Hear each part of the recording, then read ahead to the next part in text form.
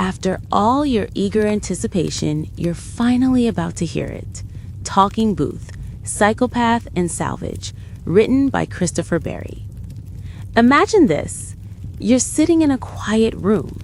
In front of you is a man, neatly dressed in a white shirt, speaking with a polite smile on his face.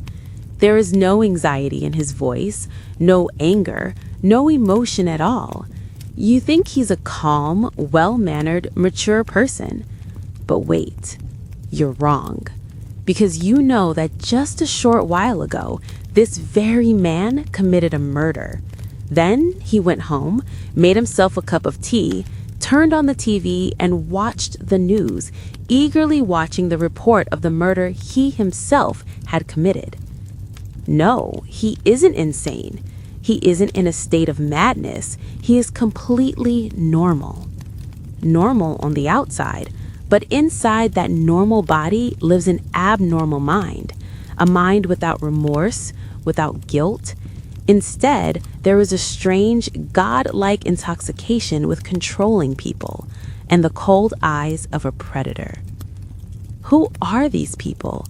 How do they dress just like us, walk among us like us, yet live without the emotions that make us human?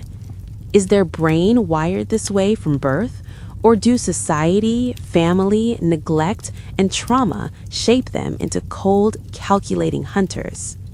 Why does a human being choose death as their own reflection? When a serial killer says, "I fooled the law, I killed her because I wanted to feel control," what does that feeling look like inside? This book will take you deep into the labyrinth of a dark mind, to its deepest chambers, where the monsters are not covered in blood. Instead, they speak beautifully, smile while looking straight into your eyes, and make you forget that you are not safe. But the most dangerous truth is this: monsters don't always live in the dark. Sometimes they wear white coats. Sometimes they hold your hand and say, "Don't worry, I'm a doctor too." You will hear exactly that in Chapter 3, Doctor from Hell, Harold Shipman. A doctor trusted by an entire village, a man who would gently hold his patient's hands and softly say, "It won't hurt," just before injecting them with death. Because Chapter 3 is not fiction. It is a real story, one that will make your skin crawl, shatter your beliefs, and perhaps destroy your sense of safety forever. So, without any further delay, let's begin.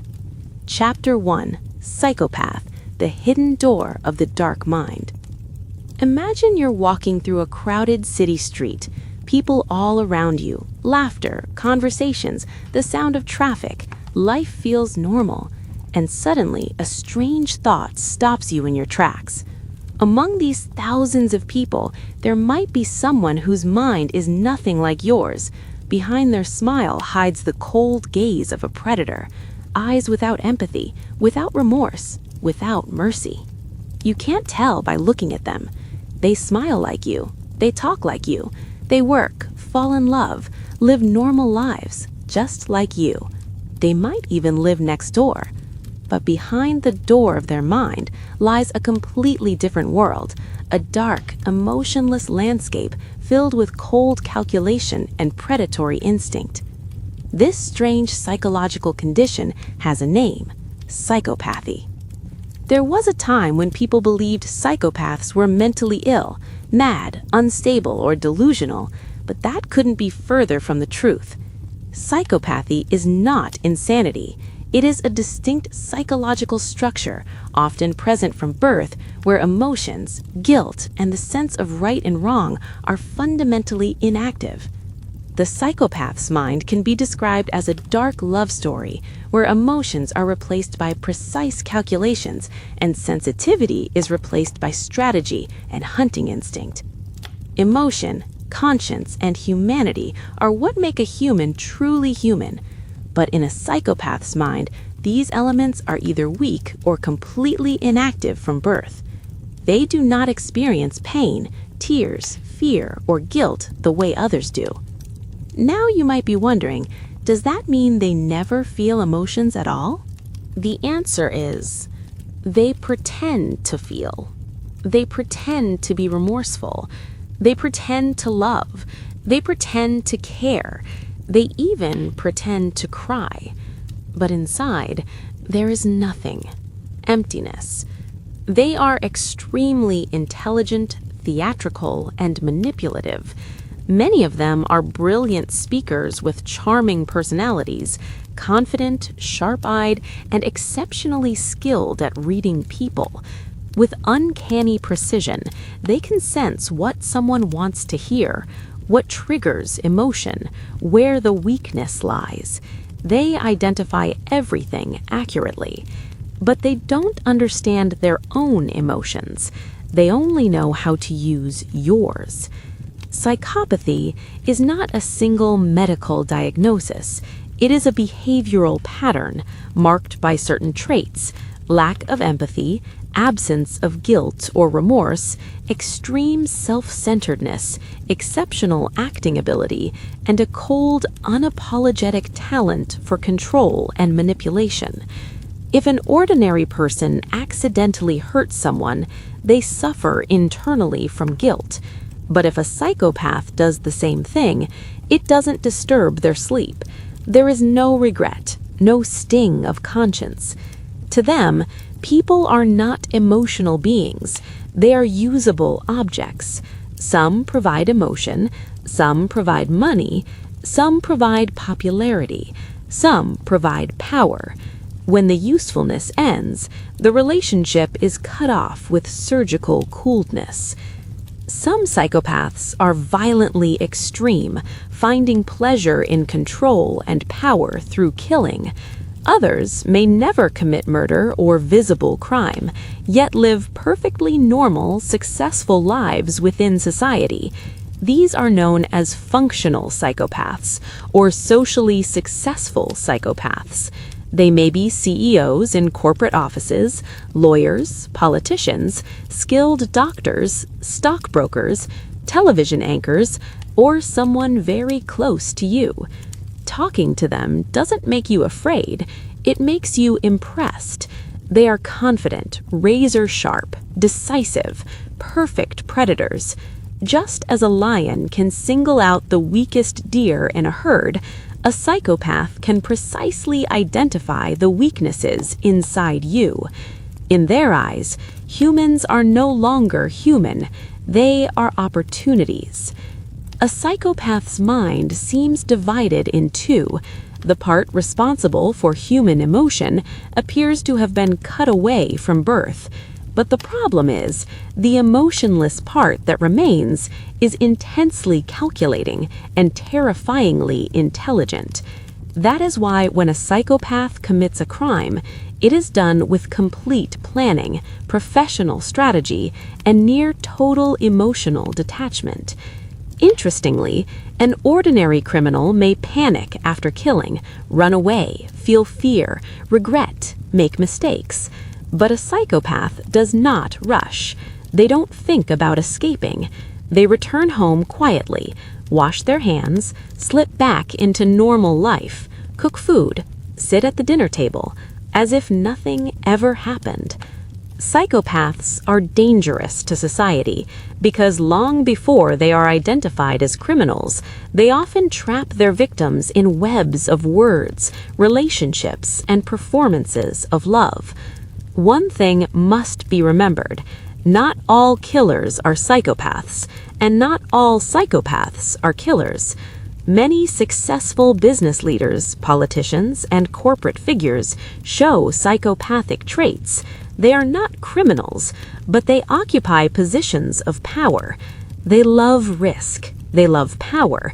They love admiration. They love games. They just lack humanity. A psychopath does not feel love, but they learn the language of love perfectly.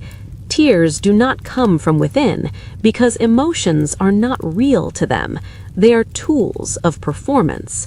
They have no emotions, yet possess a strange mastery over emotional manipulation. Criminologists say psychopaths are not mentally ill. To understand them, you must not use emotion, but logic, cold observation. There are two things a psychopath hates most in humans. Number 1, weakness. Number 2, emotion. They see both as vulnerability, and they love hunting the vulnerable. Psychopaths view life as a game.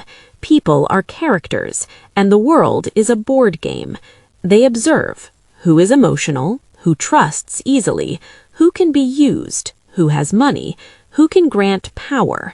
Then they design the layout, build the path, form relationships through performance, smile, tell stories, and when the need is over, they disappear silently, as if they never existed. Morality means nothing to them. Morality comes from judgment, guilt, and conscience, and that part is weak in a psychopath. They don't follow the law, nor do they truly understand right and wrong. Even when they try, it's only for personal gain. How to slip through legal cracks, how to exploit human sympathy. In these things, they are frighteningly skilled. A psychopath's mindset is simple. I am superior, you are inferior. They believe they are different, evolved. That's why they enjoy controlling people, using them, keeping them in play. For them, the world is not a place to learn. It is a playground, a power game. And the strangest truth of all, a psychopath never feels fear in their life. Why? Because their brain does not prioritize the part that generates fear. When an ordinary person faces danger, the body reacts immediately. Heart rate increases, hands tremble, sweat breaks out. But a psychopath's heartbeat remains steady. Breathing stays normal, eyes calm. Emotional reactions fail to create even a ripple inside. This is why they are bold risk-takers, fearless and able to behave with icy composure even after committing a crime. Ironically, this very normalcy has often saved them, delaying capture, misleading investigations, because they don't display emotions the way others do. Another major component of psychopathy is an unusually attractive personality, intelligence, confidence, articulate speech, logical persuasion, and an almost hypnotic ability to melt people's defenses. This is why psychopaths don't survive only as criminals, but also thrive as powerful figures in society. A psychopath may not be regularly violent, but they may regularly use people, and that can be far more dangerous than murder itself. Chapter 2: Aggressive Narcissism and Psychopathy, the Predator Before the Law. It's late at night. You're standing beside a closed window. Outside, a storm rages. The wind howls, rain pounds, wood creaks under pressure. Suddenly, you feel that the storm isn't only outside. An invisible storm is raging inside you as well. But this storm is not yours. It belongs to someone you may have once trusted deeply, a coworker, a lover, a business partner, or more terrifying still, someone from your own family. They smile, they speak, they charm, but behind that smile hides a deep psychological predator. An aggressive narcissist is a person who builds a mental kingdom centered entirely around themselves. On the throne sits only one figure, their own identity. To them, everyone else exists only as an audience. They are the king. Narcissism is not merely self-love. It is the belief of being special, superior, intoxicated with power, dismissive of others' emotions. It is the mindset of someone who sees themselves as greater than God. But it doesn't stop there. A typical narcissist may emotionally exploit someone, but an aggressive narcissist will stab at your self-worth and eventually convince you that you are helpless, wrong, insignificant, and that they alone are the correct path and the only refuge. This is called psychological domination. They don't tie people with ropes, they control the mind, take position, and then destroy. An aggressive narcissistic mind seeks to possess another person's psyche. A normal lover may love you, and psychopathic narcissist demands love. They don't want affection, they want surrender. And when narcissism merges with psychopathy, they become the most dangerous of all, because they are not only selfish, they are utterly devoid of empathy and completely without conscience. They do not feel remorse. They do not truly feel anything. They only learn strategy. First, they trap the victim in a mental cage where the predator casts themselves as the hero. Over time, the victim begins to see themselves as the wrongdoer. It happens gradually. Sweet words, acts of affection, performances of sensitivity. Then comes the slow erosion, gaslighting, emotional manipulation, silent punishment control, emotional blackmail. A narcissistic relational gap is created. You want to escape, but you cannot, because before harming you, they first harm your sense of self.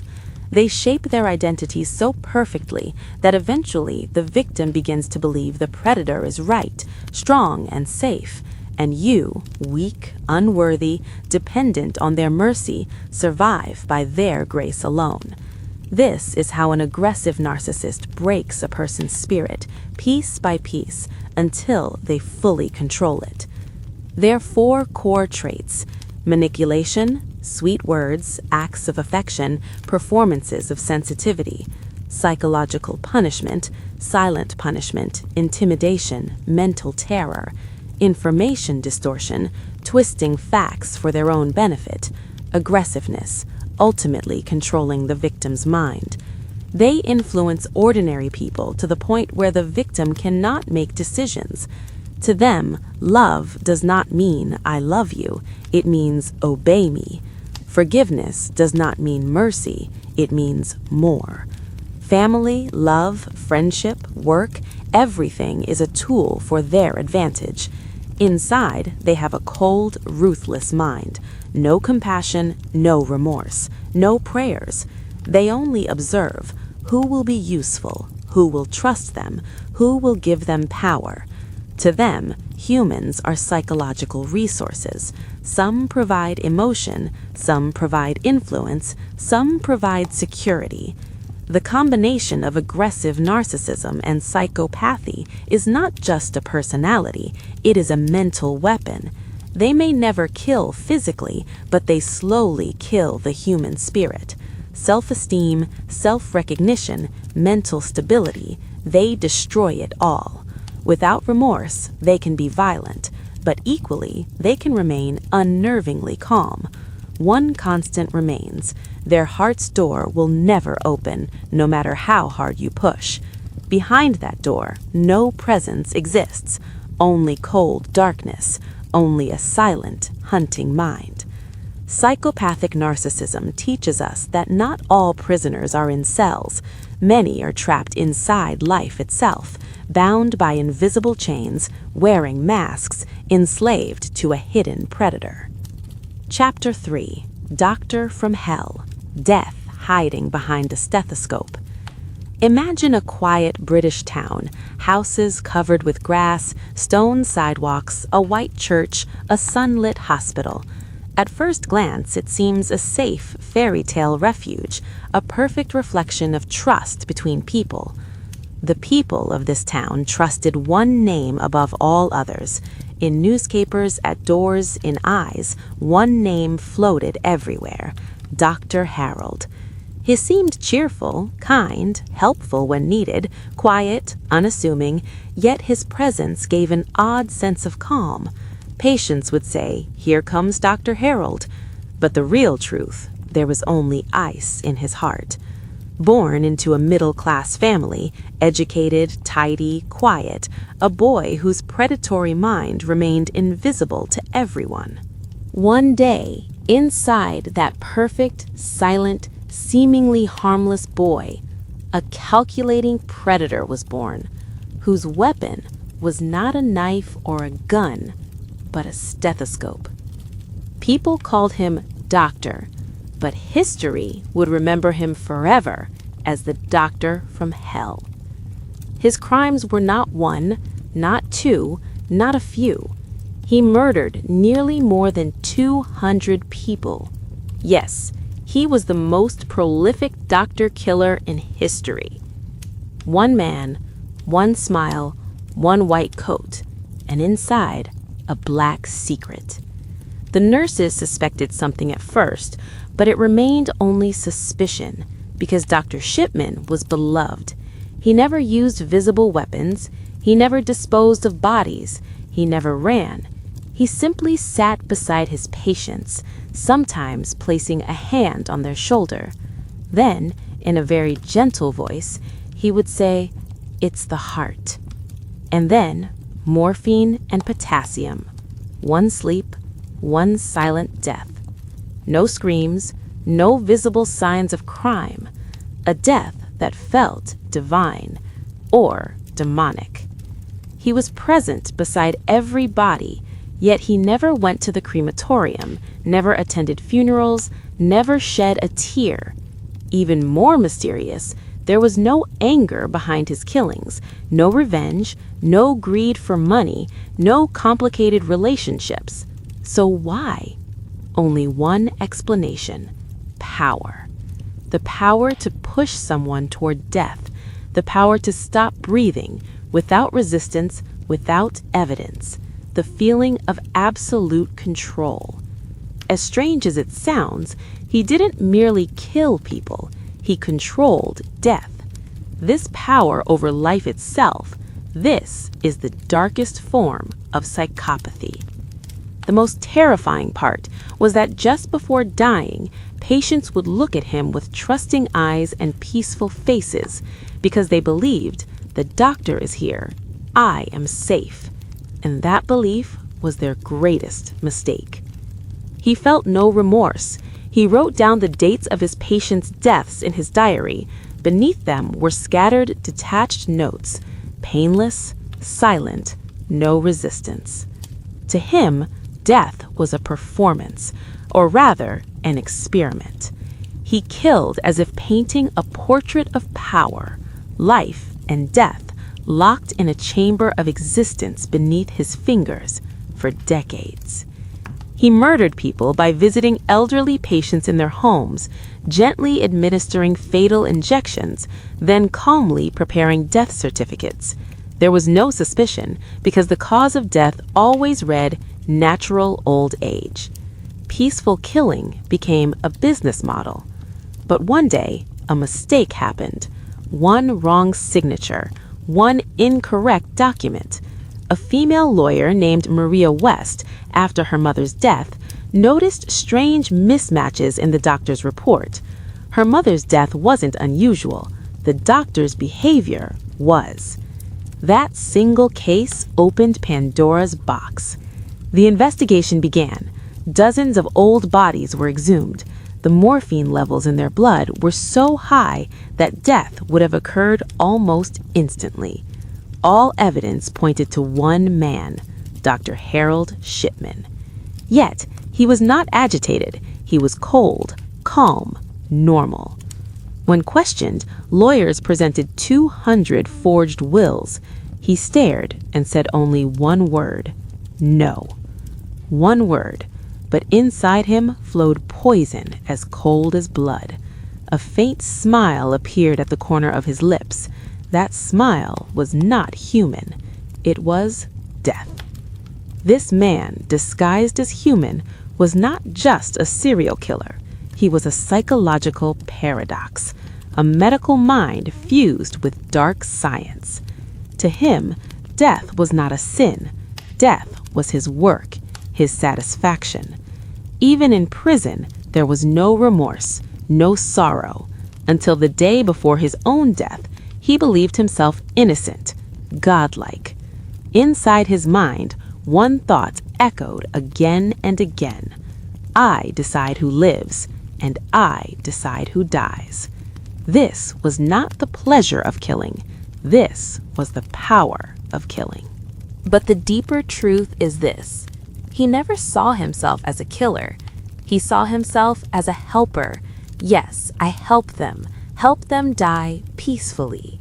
A psychopathic mind sometimes does not perceive murder as a crime. The psychopath thinks, I have decided this is the extreme point where humanity ceases to exist.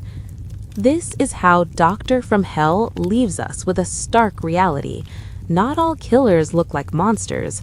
Many monsters look human. Many wear human faces, white coats, and smiles, saying everything is fine. Chapter 4. The Psychopathic Master of Manipulation, killing not with words, but in cold, silent performance. Imagine a quiet American small town, cold wind blowing, fields overgrown with grass, small houses, calm streets, rows of white picket fences. A picture of peaceful, family-oriented, safe living. In this town, children walk to school safely, people leave their doors unlocked, and no one suspects a thing. In this tranquil town lived a boy, Michael Bruce Ross, the beloved child of caring parents, a good student, polite, quiet, reserved, academically outstanding, the favorite among classmates, the ideal boy in the eyes of neighbors, a source of pride to his parents, and a future leader in the eyes of teachers.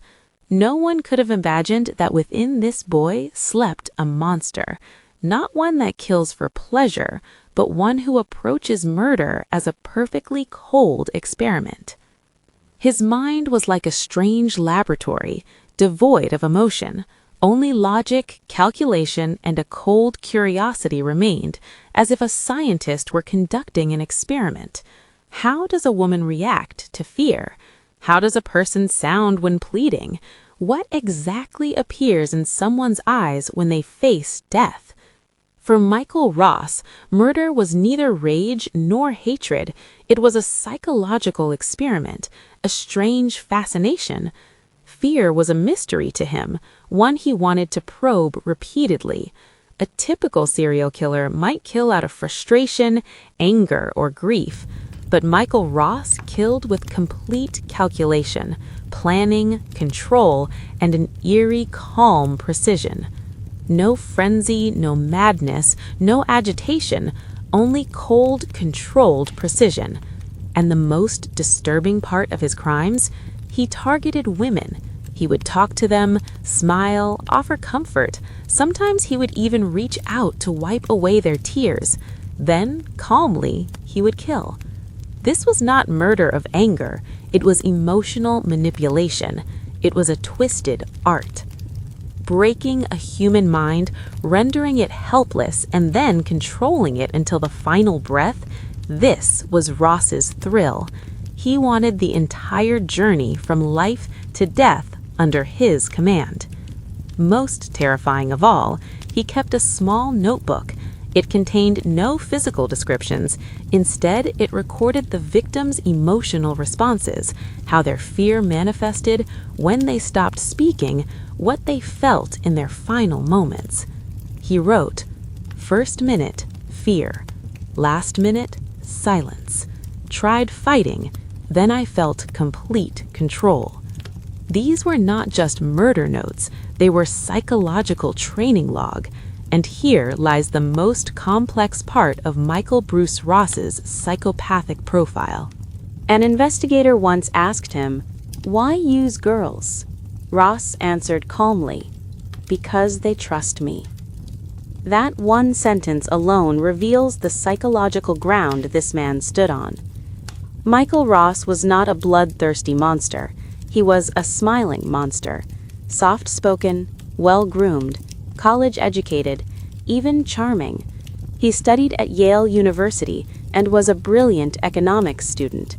In his clothes, his speech, his face, there was no sign of a beast. And that was the problem. Psychopathy does not show on the face. It lives in an emotionless human brain. Ross never shouted at his victims. He never thought of himself as a killer. Instead, he believed, "I am not killing, I am just in control." That word, control, was his secret. If psychopathy were a game, Control was his master level. One day, police learned that after committing murders, Ross would attend the victims' funeral rituals himself, quietly, politely, sitting in a corner. There was never a trace of remorse in his eyes. He seemed to be observing. This is what pain looks like. He would place a hand on someone's shoulder and say, "I'm sorry for your loss." The truth was, the loss standing beside him was his own creation. This is the most terrifying form of the manipulative psychopath.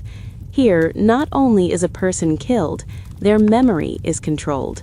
Their family is emotionally manipulated. Grief is turned into part of a psychological performance. And Ross enjoyed all of it. Eventually, he was caught, but investigating him was not easy. He never made mistakes. He never behaved erratically. He was not a medically unstable psychopath. He was an intelligent psychopath. That is what made him so difficult to catch. After a long investigation, Ross sat calmly in the interrogation room. No anxiety, no fear, no emotion. Someone asked, "Why?" Ross smiled slowly, paused, and said, "But you will never understand why I did this." He was right. Ordinary people won't understand because ordinary crime comes from rage, revenge, emotional explosion. But Michael Ross's crimes were about emotional control, and to him, that was the highest form of execution. The night before his execution, he was asked, "Do you have anything to say to the families?" Ross remained silent, then slowly said, "I don't want to hurt them. I just wanted to feel empty." That is the ultimate truth. Psychopaths do not always kill out of hatred. Sometimes they kill to feel emptiness, and that emptiness is colder than ice, silent, flat, without reflection, without human emotion. Michael Bruce Ross lived disguised as a human, but inside he was a psychopathic master of manipulation. Chapter 5. John David Glover, the British Monster. Imagine a scene. A silent afternoon. Sunlight slipping through gaps in the trees, falling on the ground. A long shadow. From a distance you see a boy, head down, glasses on, a book in his hand. Completely ordinary, polite, quiet, shy, like a good student. If someone told you then that this boy would one day become a cold-blooded serial killer whose name would terrify an entire state, you wouldn't believe it. And it was this very gap of disbelief that he exploited. John David Glover was a man who carried a deep psychological darkness, one that could not be seen from the outside. When you see photos of serial killers in newspapers, you imagine distorted faces, but looking at John, you'd think he belonged in an office or behind a university desk. His life story creates an immediate unease, because this man walked in two worlds. One side, a family man, a talented student, normal conversations. The other, a silent predator in the dark of night. His childhood was filled with storms, neglect, suppressed anger, strange shame, and distorted curiosity. From a young age, he learned to hide his inner turmoil. Polite on the outside, aggression quietly accumulating inside. He never revealed his weakness. Slowly, he decided he would no longer be a victim. He would be the hunter.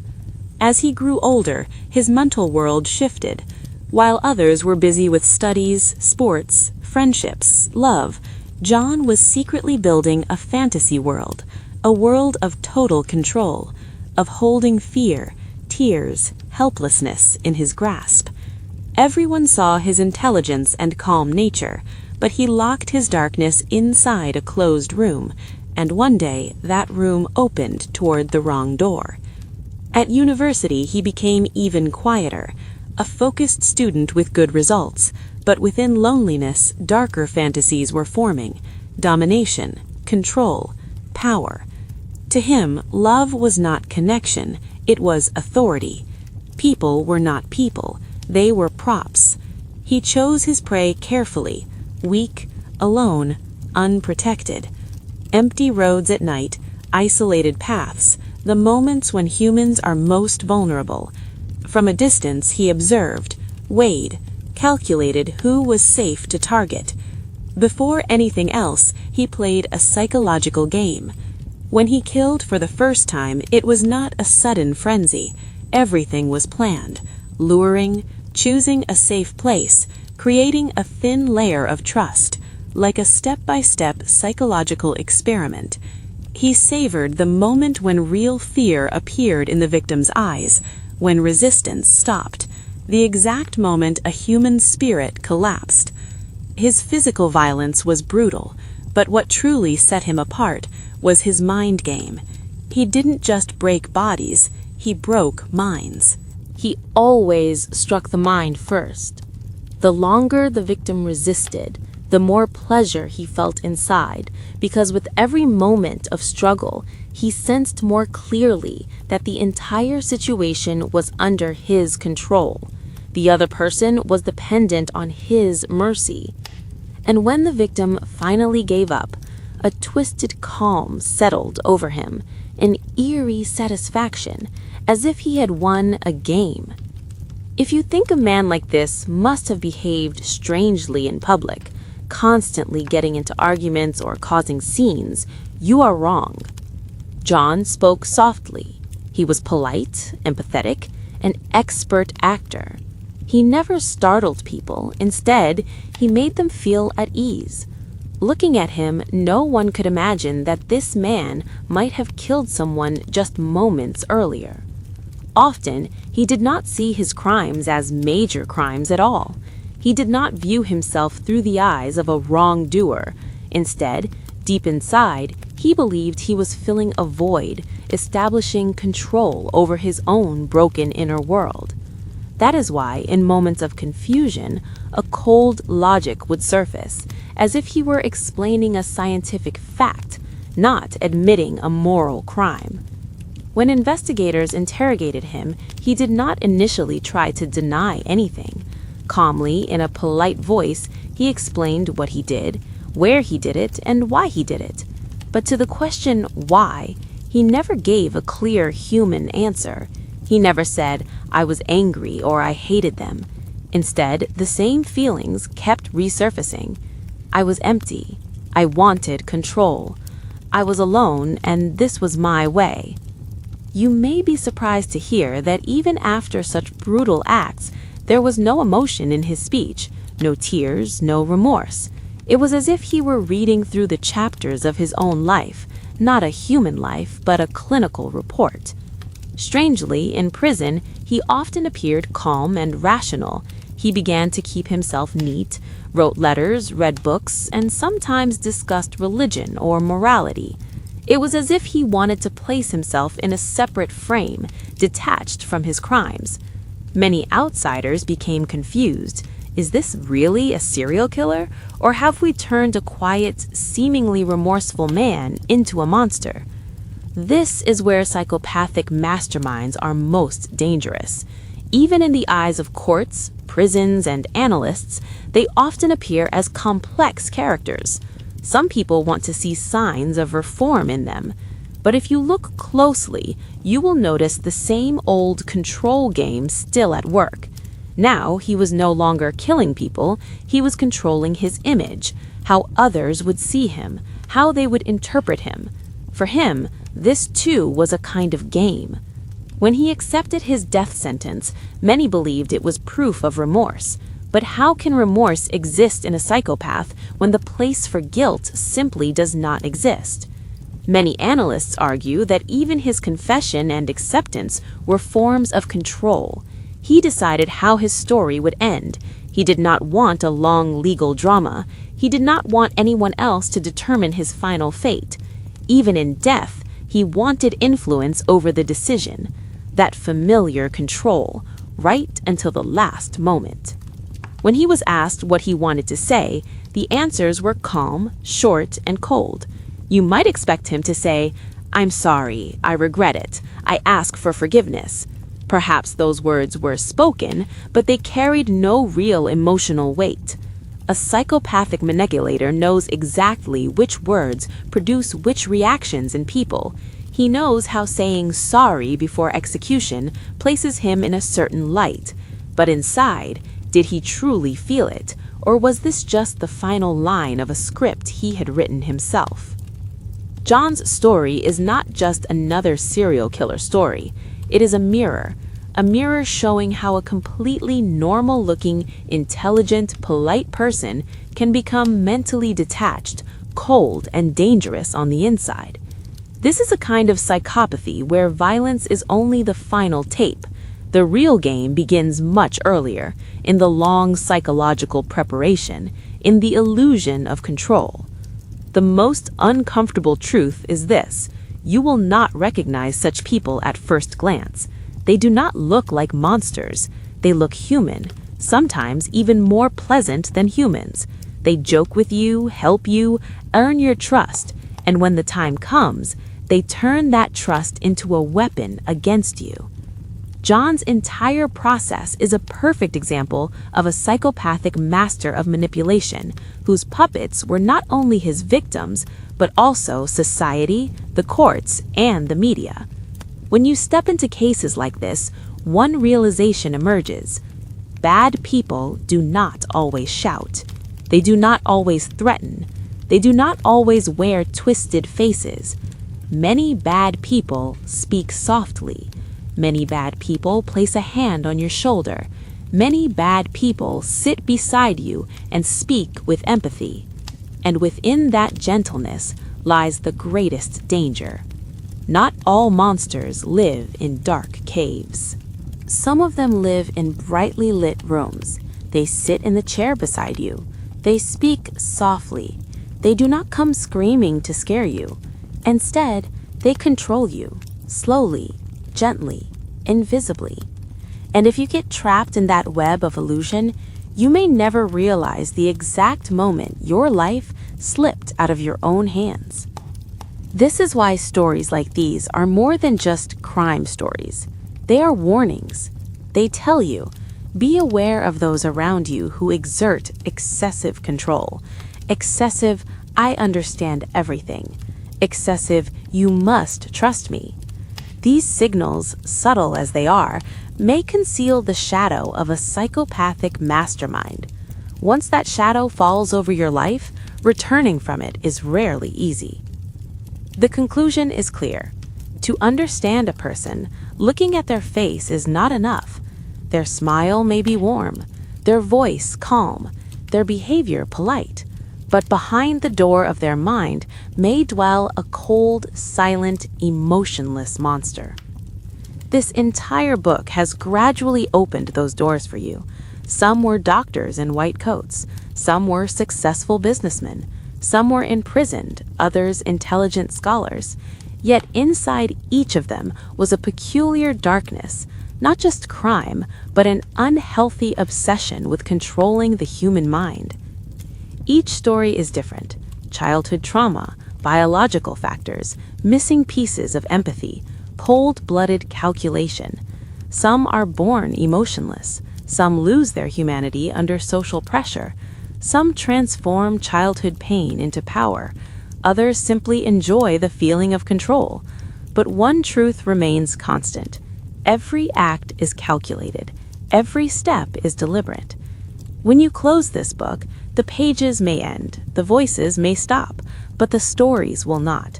These are not fictional tales. These characters are not from novels. They are real. They are present in our world. They may be charming, perfect, smooth, calculated. They remember everything. Everything is beautiful.